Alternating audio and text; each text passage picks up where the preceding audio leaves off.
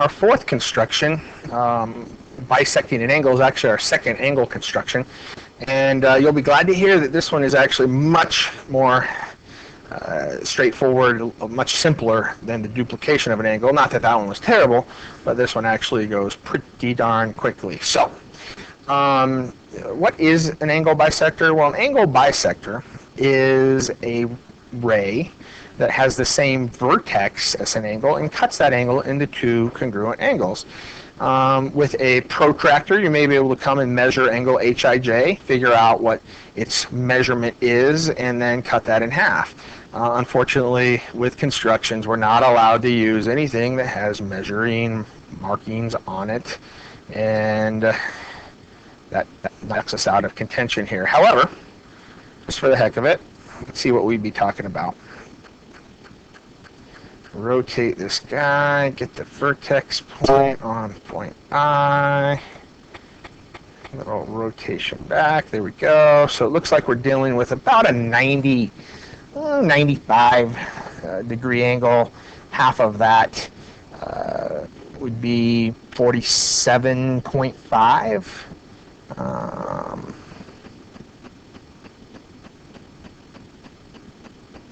So somewhere in this vicinity right there. That would be roughly where our angle bisector would be. And once again, it's a ray that cuts the angle in half.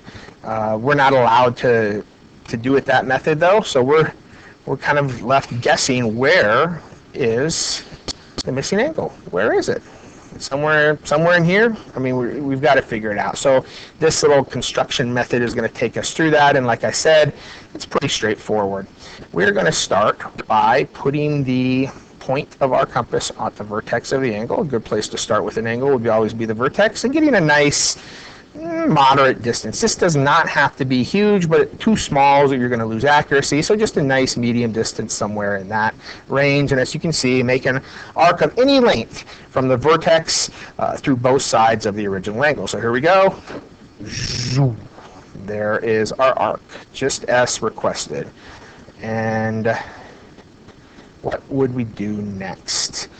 Either using the same distance or choosing a new distance. So you do have a little variation here.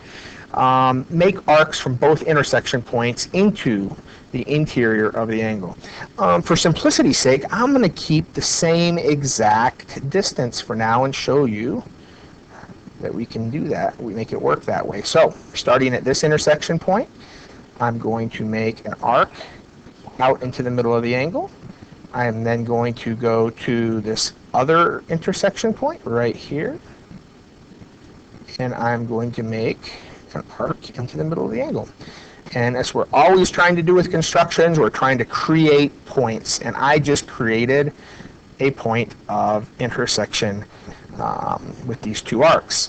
That gives me this point. Let's go with red again. It's a nice kind of color that stands out on the blue arcs.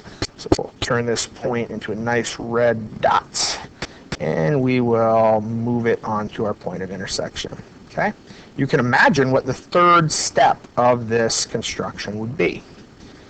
It is draw a new ray from the vertex of the original angle through this new intersection point formed by the arcs.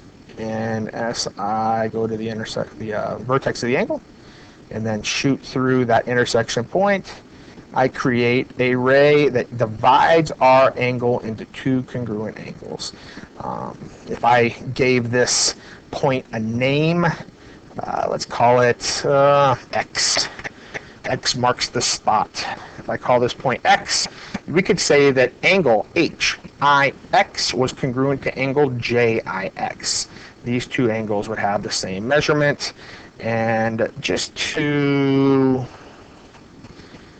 verify this, let's go back one more time to our protractor and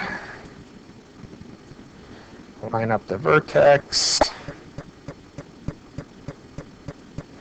And once again, we get that roughly 95 degree angle working, and we'll remember we were saying that we wanted something around 46, 47. There's 47, and you can see that we're right. Actually, 46 would be perfect. It does look like our angles measure more like 92, 93 this time, but you can see how very nicely that construction found for us the division of that angle into two equal parts without ever having to measure it ourselves. So, almost a perfect construction without the use of a protractor. Now, the one last thing I did want to show you is what if I didn't use the exact same distance? Well, you couldn't go too small. If I went too small with a distance, my arcs would never meet. But I could definitely go bigger than I did, and sometimes you might need to do this on an obtuse angle. But if I just went a little bit longer, and why don't we change the color of these arcs to red just so you can see the difference here. I'm going to use this distance to go from this arc. And then I'm going to flip it and go with the exact same distance from this other arc intersection point. And you can see that even though I used a completely different distance, I still found another point that's right on that angle bisector. Why does this work? Well, this is based on a postulate that we haven't gotten into much detail on yet, but it says that any point on an angle bisector is exactly the same distance from both sides of the angle. And so because we were careful about creating 2 points, namely this point right here and this point right here, that were exactly the same distance from both sides, that were both the same distance from the vertex on the angle, and then I measured these 2 points the same distance from those 2 points, I found 2 points, or at least one of the points that I needed that was the same distance. And that's why it works. We'll get into more detail on that down the road, but that is the very quick 3-step process for bisecting an angle. I certainly hope this was a helpful video for you.